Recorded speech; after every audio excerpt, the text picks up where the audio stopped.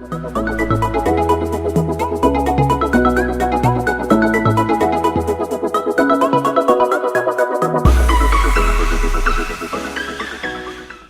everyone going? Welcome back to another Coverage99, a bi-monthly vlog video. No idea what number this is, but it's June 2021. So time for another bi-monthly vlog. It's I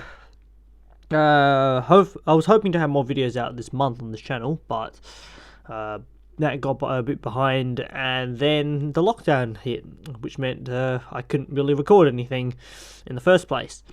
But oh well, hopefully videos should return eventually. I'm just not going to put a date on it anymore. It's they will come out when they come out. I'm hoping to have more videos out within the next term, but we never know what's going to happen, especially with the lockdowns and yeah. So, and it kind of depends how it goes. We're trying to get things prepared for filming, because at the moment a lot of behind the scenes stuff being predominantly recorded instead of actual normal videos for this channel. But however, hopefully we'll have our normal stuff coming out again once I get the time for it. Anyhow, we're gonna have our as per last time. I think it's might be something good to do for these Heritage Season ones. Here's our little compilation for this month of the last Heritage tours over the last 2 months.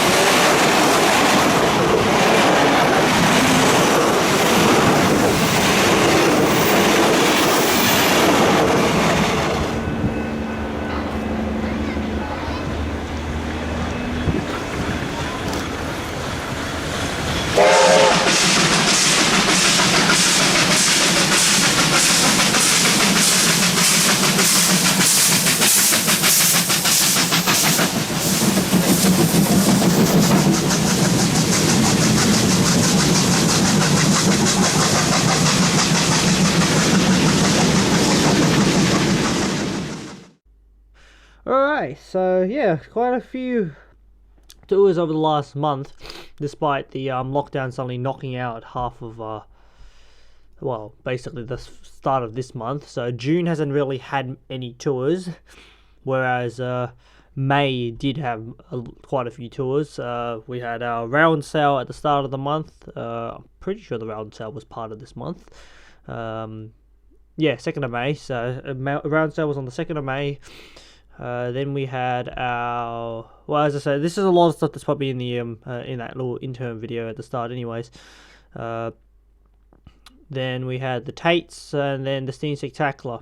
So those are pretty much it. We were supposed to have 2 more tours this month, which both had to be, one was postponed and one was cancelled. The Littledale shuttles and the Sandringham shuttles. Sandringham shuttles have been cancelled, which was actually supposed to be the weekend when it just passed, and the other one, which is the Littledale shuttle, should be not in the coming weekend, but the next weekend. So it's gonna be good to see Steam Trains back in Littledale. Hopefully, all goes ahead. So yeah, so for the last month, we have been uploading basically our normal backlog sort of videos, because, well, that's all I really had available, and honestly that is starting to struggle a bit now. So if another lockdown comes and we aren't prepared for it, the chances are we will have some changes for the scheduling, which in fact next year there will be some rather large changes to the way the schedule will operate. which will all be announced as part of our 10-year anniversary video on January 12th. Anyhow, so on to a few railway news things which have occurred over the last 2 months. There are 25 new Extrapolis Generation 2 trains which have been ordered from Alstom Ballarat. Manufacturing to begin from the end of next year, and hopefully be in service by the first one to be in service by 2025.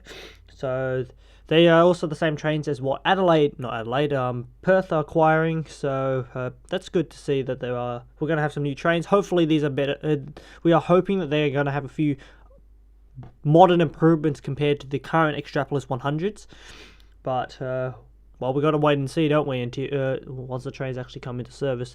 I have heard word that from what they say, it should be air suspension, so that's already going to change from the coil spring suspension on the current Extrapolis fleet, and should have a capacity of 760 passengers, and should be a full walkthrough, if I recall correctly. So you can walk through from one end of the train to the other, 6 carriages. So yeah, if that comes to fruition, it's going to be great. Anyhow, and we're supposed to be getting 100 new trams. I assume these are going to be slightly smaller trams, which in turn will retire the Z classes and A class trams, allowing the network to be fully air conditioned. So that's that will be interesting to see. There was some talk on the news about the fact that they were looking to make those trams into trackless trams. I do not fully agree with the idea of trackless trams, especially for the current tram network. We still need trams for our current network, let alone having to build all new trams and have all new stock for it. And realistically, a trackless tram is basically a bus. So that's my take on it. But sure, trackless trams might be useful as part of an expansion to the network. However, we in no way is replacing the current tram network a good idea, because even though trackless trams are allowed to get around traffic, they still basically semi-follow the same issues of a bus being stuck in said traffic, especially when they are so bendable, which means they're restricted to operations like a tram, whereas unlike a bus, which can pretty much get around anything. However, that they operate like a bus, not on tracks, which means they are limited to road speed, more traction, more fuel consumption, all that sort of stuff, compared to running on metal rails. All we need is more light rail, realistically, because light rail does allow us to run trams at a high speed.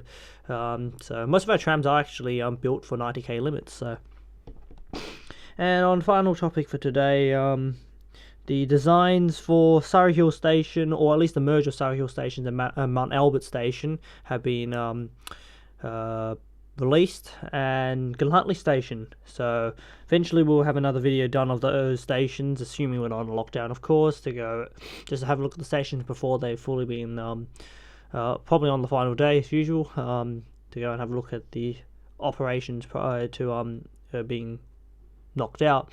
So yeah, that's a nice that will make it that there will only be 2 tram square crossings after Glenhuntly has been removed. So yeah, that's where we're at with most of the railway stuff. We haven't been able to capture that much stuff. There's a bit of stuff about the Metro, not Metro Tunnel, the other one, Airport Rail Link as well, but haven't fully been able to keep up to date on a lot of stuff because of it's been time of exams over the last exams is Simon's final assessments for uni for our first semester of uni, so that's been kind of the time-consuming thing. So it's a lot of the stuff is just what's popped up as I've noticed it when flicking through my feed and stuff. Also, as another thing, the Cube's new C44 ACIs have the QR class have now begun testing in New South Wales. So not on the Cube, under UGL, just to make sure that they're all working. And SCTR have purchased more CSRs, which should be on the way to Australia soon. I assume the main reason for them acquiring more CSRs is due to them needing the spare locomotives now rather than later, as it looks like UGL may be a little busy constructing almost another 20 to 25 more locomotives and for of the C44 ACIs anyways. So yeah, anyhow, I think that should make it all for this video. Thank you guys for joining me for this little talking video. Hopefully to catch you all next time. Hopefully there'll be more videos coming up soon, and we'll see you all next time.